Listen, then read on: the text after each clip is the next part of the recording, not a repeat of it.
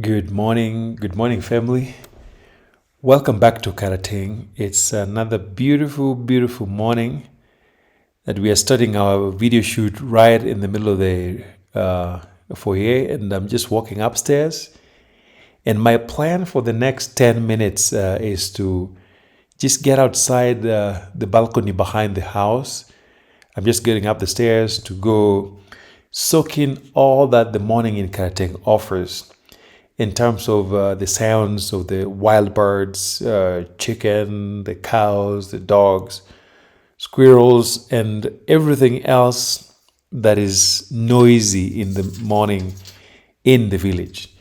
Those of you who are raised in the village may connect with that, but it's really wonderful to just wake up to the sounds of nature.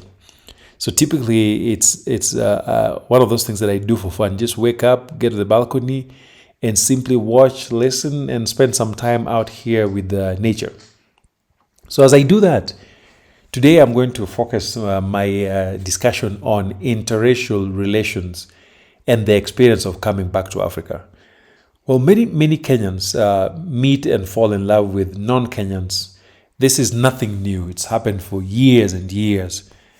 And so interracial unions specifically, I'm using that term to refer to Kenyans, black Kenyans who marry people who do not identify as black.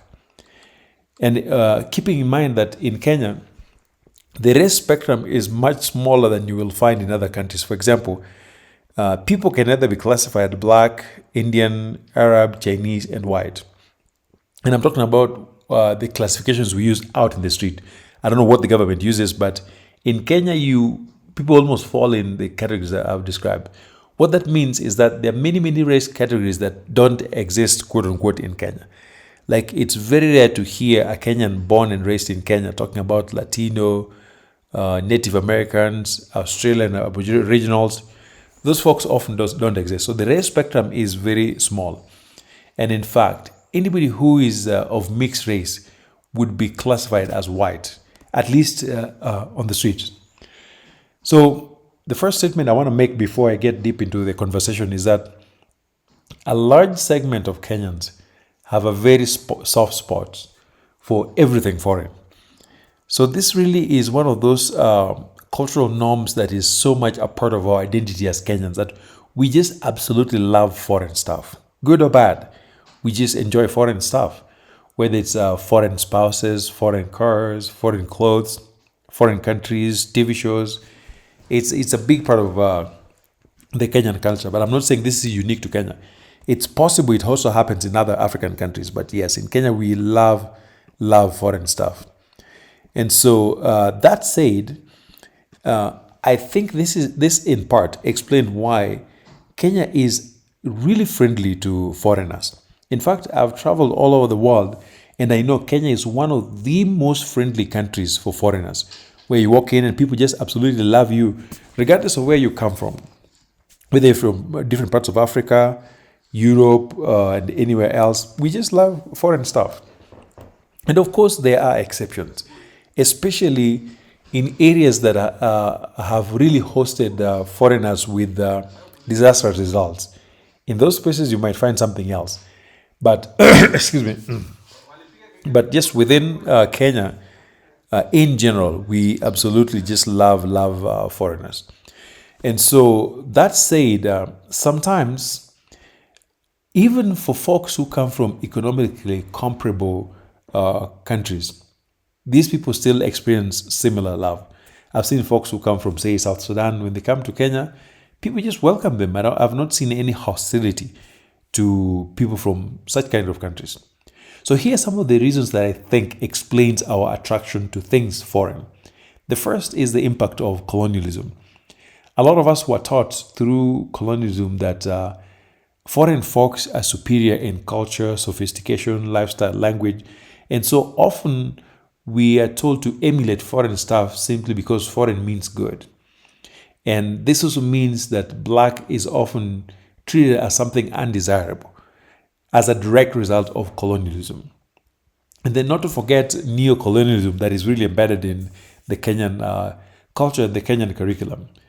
So unfortunately, when you're walking around Kenya, it's not unusual to see mannequins, for example, that are 100% white.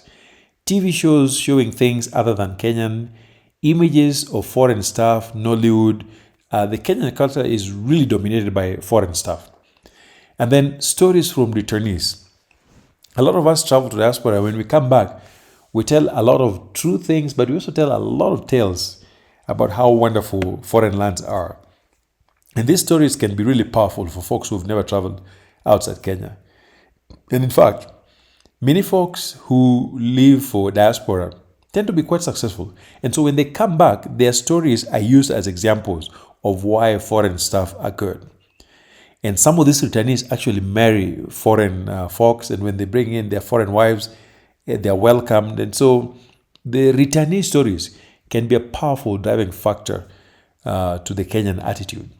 And of course, we have a very long history with contact with foreigners through tourism, family trips, missionaries, and things like that. So many Kenyans are fairly familiar with foreign people or foreign things. And of course, a lot of foreigners really, really enjoy Kenya. I've never really understood why, but some people just seem to enjoy the exact same things we like in Kenya. And so when they come to Kenya, many of them enjoy what we describe as soft life. And this is just besides the tourism part. There are a lot of white folks, for example, that I've seen who are barely educated, come to Kenya, hold jobs that they would never qualify for, being paid 10 times more than their highly qualified Kenyan counterparts. And of course, Kenya does not have xenophobia. We are fairly friendly. We welcome foreign folks, and that helps. I've also heard people talk about access to technology, reliable internet, reliable power, good education, good hospitals. And I'm saying this in comparison to other places in Africa that I think Kenya ranks high in terms of access to the things I've listed. So yes, foreigners love Kenya. And that often means they'll come to Kenya, interact with locals, and it's only a matter of time before sparks begin to fly. So for this discussion, I'm simply going to focus on Kenyans who have married people other than black. And I'll save that discussion about Kenyans marrying other black folks for a special video. Because oftentimes, Kenyans who marry black people who are not Kenyans, their experiences are fairly unique in the sense that it's easier for black people to blend in. Culturally, it's easier for them to adapt. And Kenyans generally assume that black people who are non-Kenyans just belonging to some other tribe. For example, I've met African Americans who live in Kenya, and before they speak, other Kenyans simply assume that these black Americans or African Americans are just members of some of the different tribes, but they're Africans, which I think is a wonderful thing. So black folks who are non-Kenyans have a much easier time blending in. But I'll save this really important discussion for a special video. So when it comes to Kenyan marrying white folks, there's lots of experiences. I know of one particular old woman who, I would say maybe a distinguished woman, who has lived in Kenya for a long time. She married a Kenyan. I think she lost her husband in the 60s, but moved to the village and is really thriving in the village. There are some white folks who are married to Kenyans who live in the city full time, travel back home, but mostly focus on living in the city. Others go back and forth between their countries and Kenya. And a few others are married to Kenyans, but don't come to Kenya at all. So there's all kinds of scenarios out there. So here are some issues that are unique to this relationship. Number one, there is no blending in for this type of families. If you're married to a white person, there's no blending in. You stand out like a sore thumb. Lots of assumptions about the economics that people assume that the black person married the white person just simply because of economics, or they assume it's the white person who is paying the bill, when in fact, in many cases, it's actually the black person who is paying the bills. Sometimes they assume that the black partner doesn't care for black people. That's why they married the white person, which again is an absolute untruth when it comes to the unions that I've seen. And then in many cases, the white spouse is often assumed to have a quote unquote a thing for black people. Maybe that's true. And of course, their mixed race kids are often treated as white folks. Because in Kenya, if you're that light, they simply assume you are Mzungu. There are often assumptions about family finances, assuming that these mixed couples doing well financially, when some of them are either ordinary or are really struggling. And in many cases, if you are in a mixed or interracial union, you may get away with some culturally unacceptable things. And then in some cases, the black spouse may get in trouble in places like Mombasa, because it's often assumed that the black person is simply with the white person for sex tourism or things like that. So unfortunately, some bad things happen to black spouses when they go to tourist centers. So here's the list of folks who are likely to survive, interracial couples who are likely to survive. Number one, people who marry women or men who understand our version of being Kenyan. And that includes things like being able to visit home, supporting kin, eating Kenyan food, and things like that. And then people who have partners who have found something to do in Kenya, like being self-employed, working for NGOs and things like that. And then if your partners are connected to other folks who have similar experiences, like experts or people with similar race, they're more likely to stick around. And then if your partners love Kenya, of course, that's obvious, have the opportunity to learn the local language.